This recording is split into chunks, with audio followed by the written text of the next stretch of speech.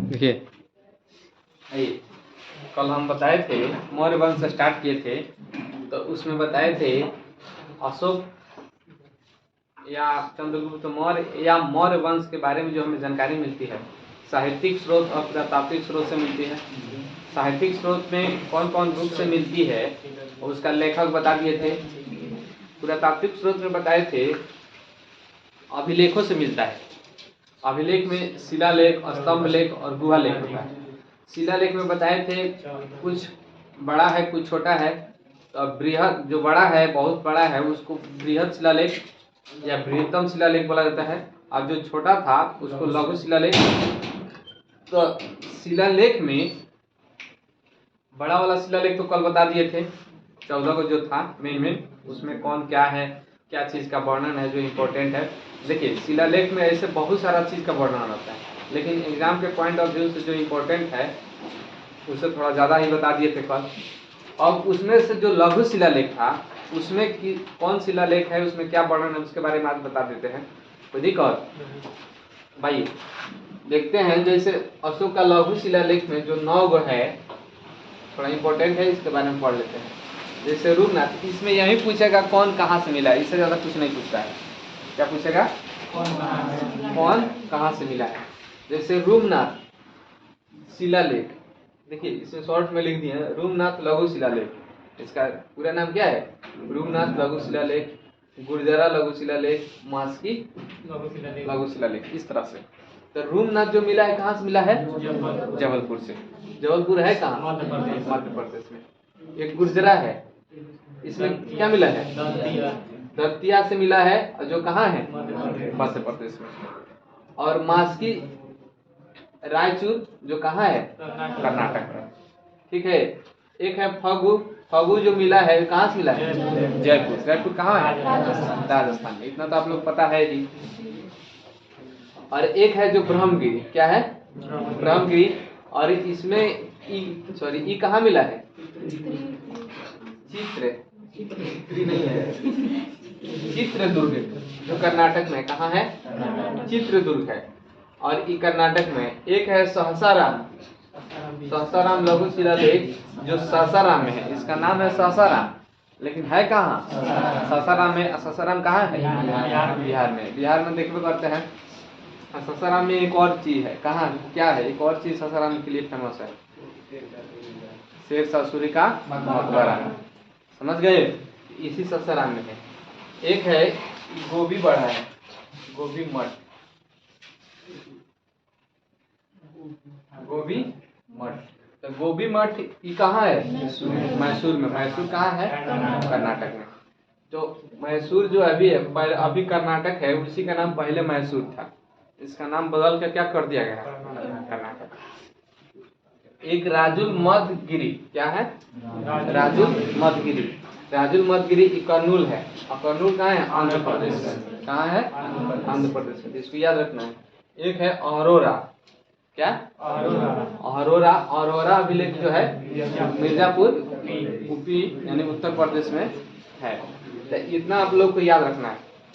देखिए इसको याद रखना पड़ेगा, मेहनत करके। क्या करना पड़ेगा? दूसरा कोई उपाय है नहीं। क्या अब सुनते जाइएगा, इधर बढ़ते जाइएगा, कौन कहाँ है कौन कहाँ है। तो एक बार और बता देते हैं।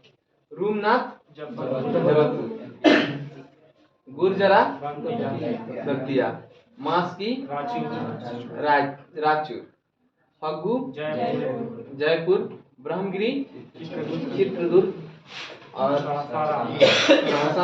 सासाराम, गोभी मठ मैसूर, राजुल मधगिरी कर्नूल, अरोरा मिर्जापुर। इसके बाद ये तो शिलालेख 14 को कल बताए थे बृहद शिलालेख। अब 9 को इसमें बता दिया लघु शिलालेख।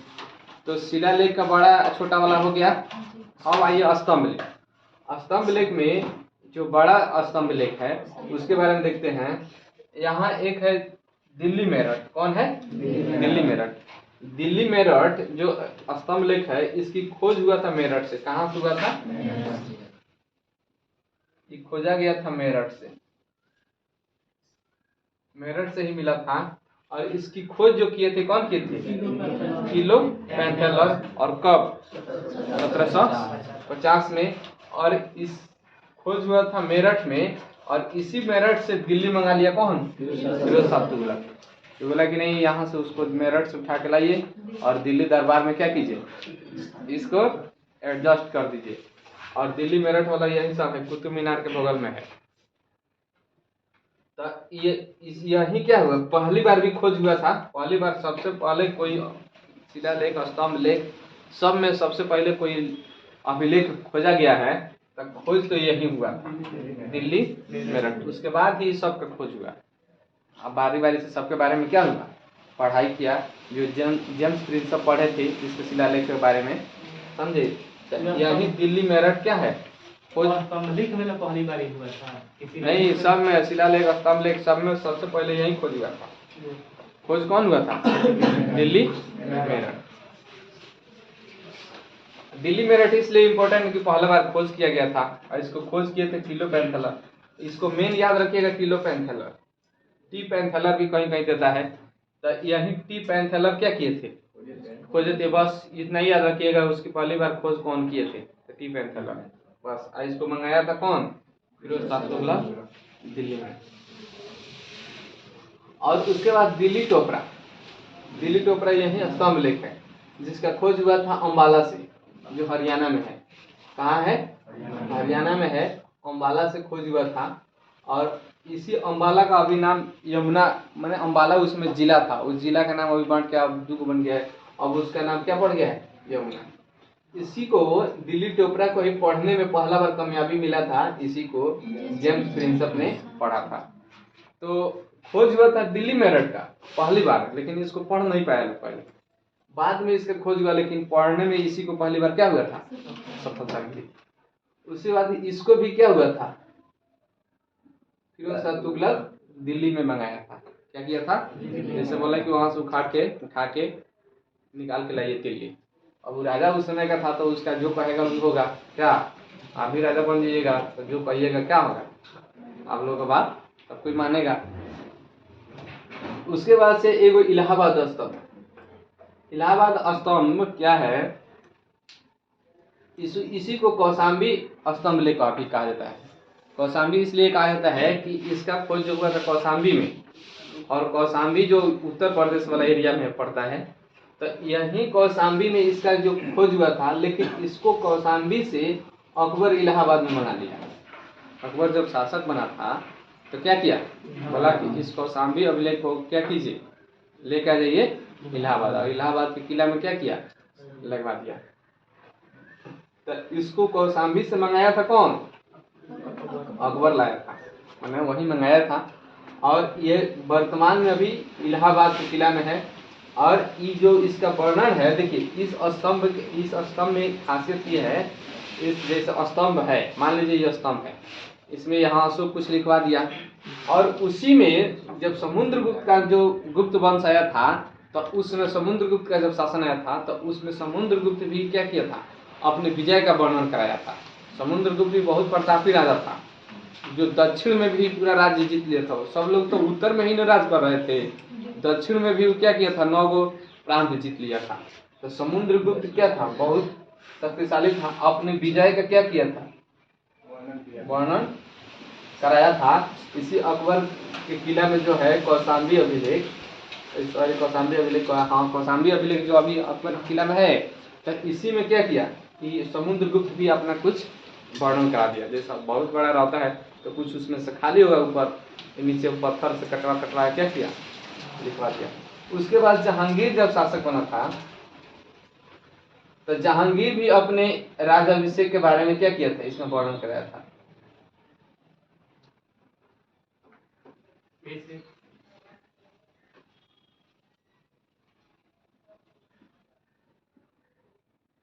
जहांगीर अपने राज्याभिषेक के बारे में क्या किया है, वर्णन कराया। तो जहांगीर अपने राज्याभिषेक के बारे में वर्णन कराया, किस तरह से राज्याभिषेक इसका हुआ है, क्या हुआ क्या नहीं हुआ, ये तो उतना पढ़ने की जरूरत है नहीं। समुद्रगुप्त अपने क्या किया था, विजय का वर्णन कराया है। अशोक अपने शासन के बारे में कुछ वर्णन कराया होगा। तो कुछ जगह अशोक, समुद्रगुप्त और जहांगीर तीनों का वर्णन किसमें मिलता है, इलाहाबाद या कौशाम्बी अभिलेख। कौशाम्बी में था, तो कौशाम्बी में इसका खोज हुआ था, लेकिन यहाँ से उठवा के इलाहाबाद किला में क्या लगवा दिया, अकबर। इसके अलावा 3 गो यहाँ है, एक लौरिया अरेराज। क्या है? लौरिया अरेराज, इसमें कुछ नहीं, ऐसे ही पढ़ लेना है। एक लौरिया नंदनगढ़ और एक रामपुरवा। लौरिया नंदनगढ़ में मोर का चिन्ह मिलता है, बाकी सब में क्या है, कुछ चिन्ह मिले चाहे ना मिले, लेकिन लौरिया नंदनगढ़ में क्या है, मोर का चिन्ह मिलता है। तो पूछता है क्वेश्चन, अशोक के कौन स्तंभ में मोर का चिन्ह मिलता है? तो लौरिया नंदनगढ़ में। देखिए लौरिया, ये तीनों कहाँ है? ये तीनों बिहार के चंपारण में है। क्या है? हम लोग क्या, जानकीगढ़ का नाम इसमें सबका ही है। नहीं इसमें नहीं, अशोक थोड़ी बनवाया है, कोई बनवाया होगा तो उसका नाम नहीं है। देखिए तो इसमें क्या है, ये तीनों कहाँ है? बिहार के चंपारण जिला में। हम लोग चंपारण में नहीं है, ये हम ही लोग के जिला में, ठीक है। तो यहाँ पे आपको क्या करना है, इतना याद रखना है। एक रामपुरवा में है, एक लौरिया नंदनगढ़ में है, एक लौरिया अरेराज में है, एक इलाहाबाद में है, एक दिल्ली टोपरा नाम हो गया, और एक दिल्ली मेरठ। समझ गए? रामपुरवा उधर है लौरिया की तरफ, नहीं इधर ना होगा, उधर बहुत सारे, वो इधर है, इधर है, ये कहाँ है? अभी मैंने चंपारण में है, ठीक है, समझ गए? अब इधर है, अब देखे नहीं है। अब मान लीजिए, सुनिए, अब कौशाम्बी किधर, तो कौशाम्बी थोड़ी गए हैं। चित्रदुर्ग है तो चित्रदुर्ग थोड़ी गए हैं। चंपारण का है तो फिर क्या चंपारण का है तो जानते ही, वो तो होता ये ही पूछता है, ये क्वेश्चन पूछता है बिहार एसएससी में। जो देखिए सुनिए, ये जो बिहार के एग्जाम दीजिएगा ना, तो बिहार के एग्जाम से इम्पोर्टेंट है, क्योंकि बिहार में जो ज़्यादातर जो धरोहर है, जो ऐतिहासिक स्थल है, तो बिहार के एग्जाम के लिए वो क्या करता है, क्योंकि अपना बिहार के बारे में कम से कम नॉलेज होना चाहिए। बिहार के एग्जाम इसलिए, कोई भी आप बिहार का और कंपटीशन क्वालिफाई कीजिएगा, कोई जॉब कीजिएगा, तो बिहार के बारे में अच्छा से जानिएगा, तभी तो उसको डील कीजिएगा कि कहाँ क्या है, कैसे प्रॉब्लम है, क्या है, इसलिए क्वेश्चन दिया जाता है। तो इसलिए इसको जानना क्या है, जरूरी है। ये सब उतना एक एक जिला के बारे में हम लोग, मान लीजिए हम लोग कर्नाटक वाला तैयारी करते, तो कर्नाटक के जिला के बारे में पढ़ते, और उतना तो हम लोग जाएंगे नहीं उधर। कर्नाटक में जॉब करने जाइएगा, मिल जाएगा तो भले चल जाइएगा, ठीक है। अब देखिए, अब लघु स्तंभ लेख, लघु स्तंभ लेख में जो रोमन देय है, तो इसके बारे में बस इतना ही जानना है, कहाँ है, लुम्बिनी नेपाल में है। कहाँ है? लुम्बिनी नेपाल में है। इसका वर्णन मिलता है रोमन देय, पढ़ा गया तो पता चला कि लुम्बिनी नेपाल में है, और यहीं पे क्या हुआ था, बुद्ध का जन्म हुआ था, और अशोक विश्व बरस गया था। कहाँ गया था? विश्व बरस लुम्बिनी घूमने गया था। बौद्ध धर्म के जो, मान लीजिए महात्मा बुद्ध का जहाँ जन्म है, उनके जन्म स्थल घूमने गया था। और वहीं जब घूमने गया तो कहा कि महात्मा बुद्ध का जन्म स्थल है, तो वहाँ टैक्स में कुछ कमी कर दिया था। जो राजा जब भी रहता है तो सबसे तो टैक्स लेता ही है, बिना टैक्स के तो राज चलेगा ही नहीं, समझ गए? तो क्योंकि शासन चलाना है तो उसमें तो रुपये पैसा की जरूरत है, क्योंकि बिना रुपया पैसा के आप कर्मचारी के पैसा कहाँ से दीजिएगा, रोड कहाँ से बनवाइएगा, टूटल फूटल मरम्मत कहाँ से करेगा, तो पैसा तो चाहिए। तो उसी में टैक्स लेता था, तो टैक्स के लिए क्या कहता था, कुछ कम कर दिया। तो इसी में एक निगारी सागर, ये भी क्या है, नेपाल में है। इसमें क्या वर्णन मिलता है कि वहाँ पर जब अशोक निगारी सागर गया था, जो वहाँ पर एक स्तंभ बनवाया, और वहाँ पर बहुत सारा स्तूप बनवाया था। क्या बनवाया था? बहुत सारा स्तूप बनवाया था। तो इसी निगारी सागर में है, और ये कहाँ है, नेपाल में। एक सांची स्तंभ लेक, सांची स्तंभ लेक जो है ये मध्य प्रदेश में है, रायसेन में। कहाँ है? रायसेन मध्य प्रदेश में है। इसमें क्या वर्णन है, धर्म मात्रों का मतलब ये होता है कि धार्मिक जो एक मंत्री होता था, धर्म की प्रचार जो होता था, तो सब जितने प्रचारक थे उसका एक मंत्री बना रहा था। और वो मंत्री के का काम क्या था कि जितना धार्मिक प्रचार करने वाले लोग हैं वो आपस में लड़े नहीं।